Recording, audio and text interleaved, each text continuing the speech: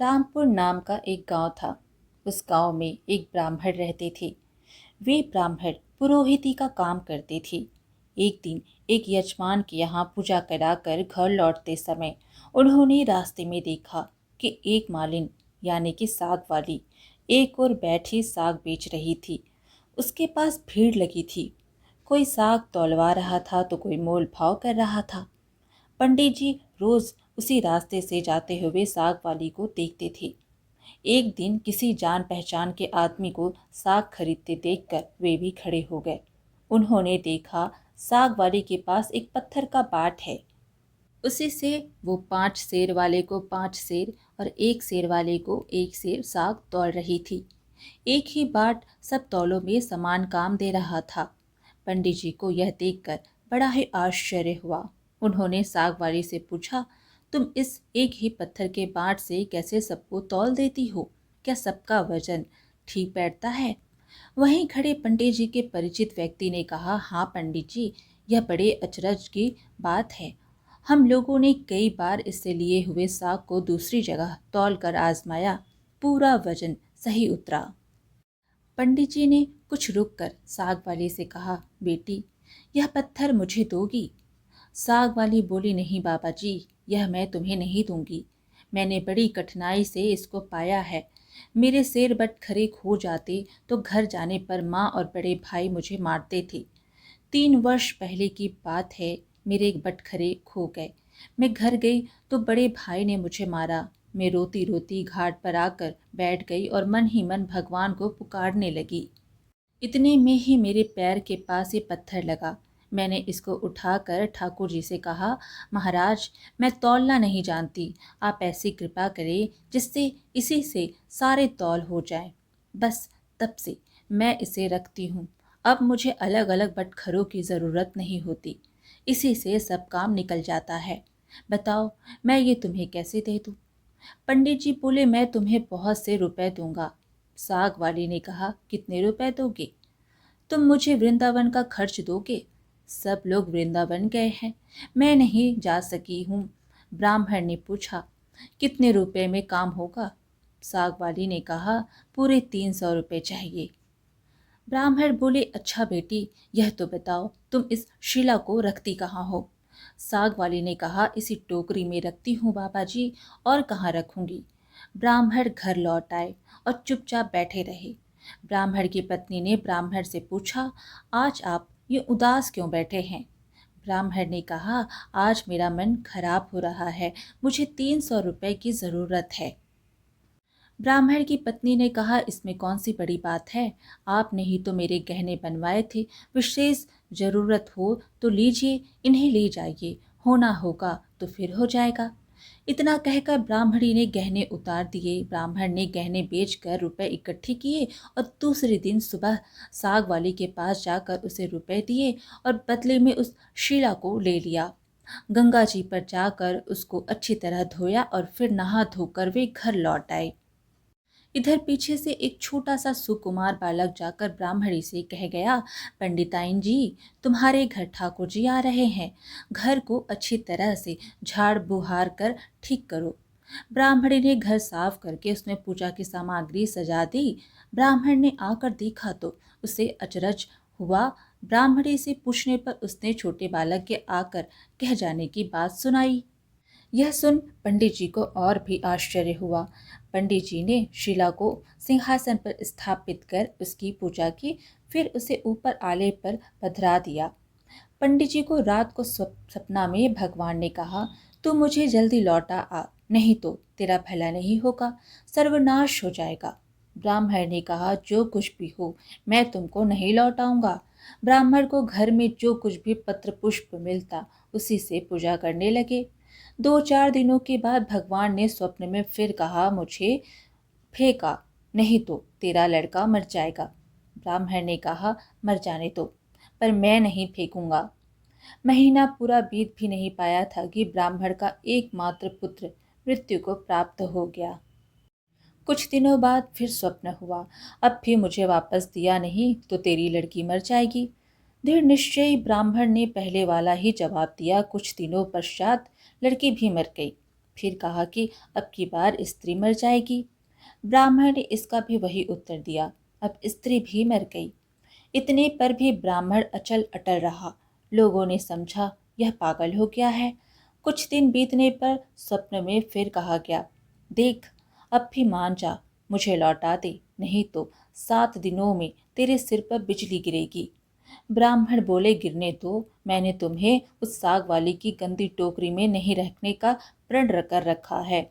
ब्राह्मण ने एक मोटे से कपड़े में लपेट कर भगवान को अपने सर पर मजबूती से बांध लिया।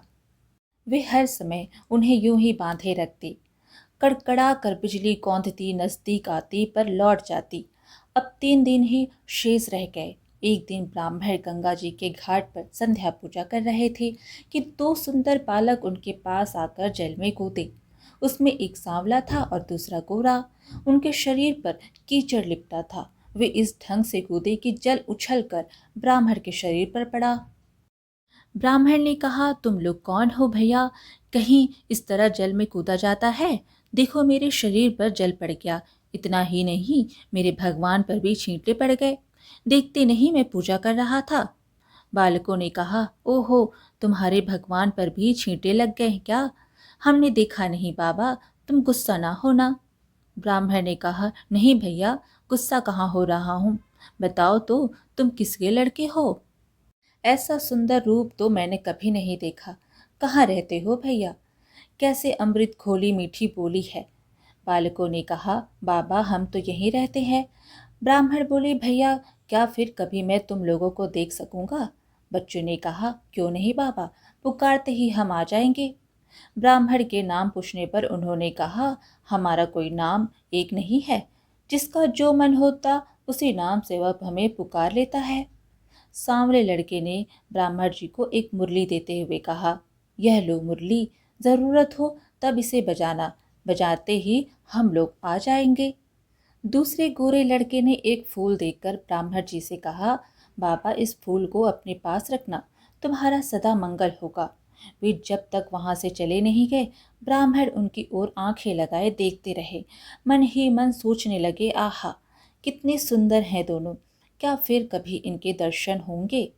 ब्राह्मण ने फूल देखकर सोचा, फूल तो बहुत बढ़िया है, कैसी मनोहर सुगंध आ रही है इसमें से, पर मैं इसका क्या करूँगा और रखूँगा भी कहाँ? इससे अच्छा है राजा को ही दे आऊँ। ब्राह्मण ने जाकर फूल राजा को दिया। राजा बहुत प्रसन्न हुए। उन्होंने उसे महल में ले जाकर बड़ी रानी को दिया। इतने में ही छोटी रानी ने आकर कहा, मुझे भी एक ऐसा ही फूल मंगवा दो, नहीं तो मैं डूब मरूंगी।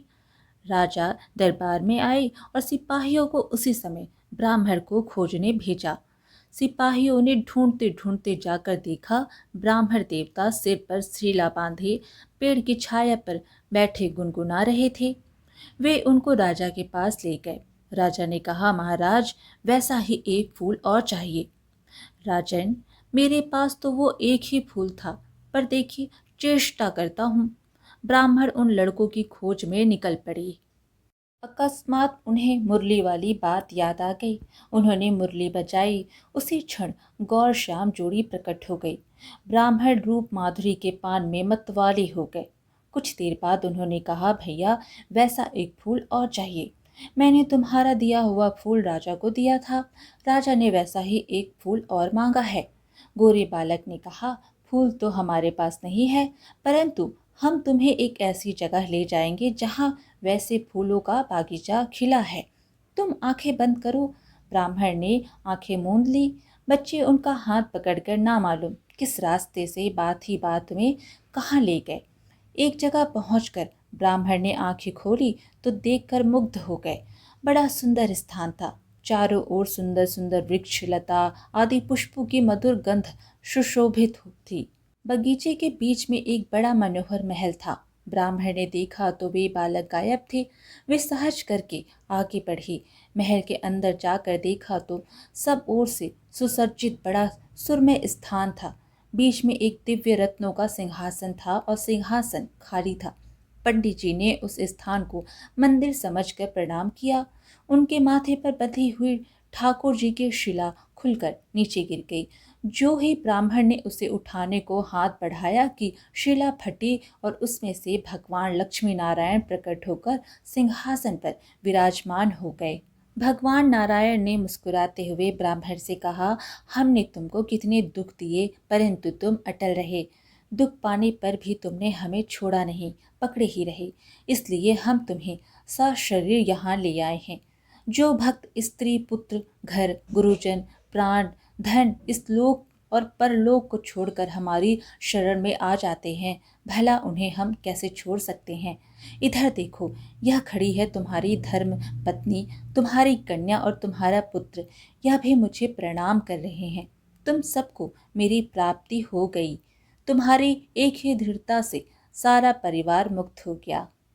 इस प्रकार आज की कथा यहीं पर समाप्त हुई। फिर मिलेंगे एक और धार्मिक कथा के साथ। वीडियो पसंद आए तो लाइक शेयर ज़रूर करें और धार्मिक कथाएं सुनने के लिए हमारे चैनल को सब्सक्राइब कर लीजिए। धन्यवाद।